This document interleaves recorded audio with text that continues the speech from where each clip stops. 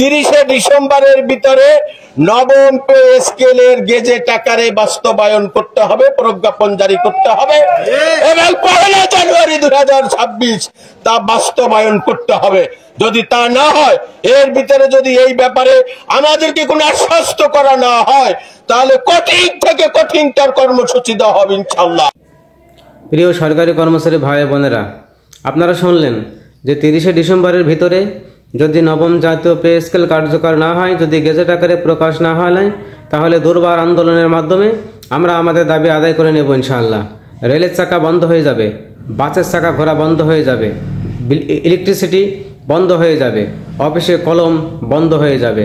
সুতরাং সামনে আগামী যে ত্রয়োদশ জাতীয় সংসদ নির্বাচন, এই সরকারি কর্মচারীদেরকে নিয়েই কিন্তু সম্পন্ন করা হবে। আমরা যদি তার আগে আমাদের দাবি দাওয়া আদায় করে নিতে না পারি, তাহলে আগামী 5 বছর বা তার বেশিও হতে পারে আমরা আমাদের স্বপ্ন অধরাই থেকে যাবে।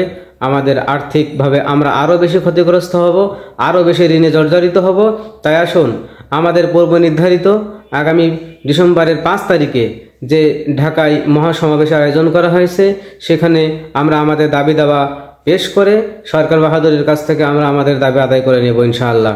সুতরাং আপনারা সকলের জায়গা থেকে এই মহাসমাবেশে অংশগ্রহণ করে এই জনসমুদ্রকে আপনারা সফল করার চেষ্টা করুন এবং সকলের ভাগ্যের চাকা ঘোরানোর একটু ন্যূনতম চেষ্টা করুন সকলের দায়বদ্ধতা থেকে। ভালো থাকবেন।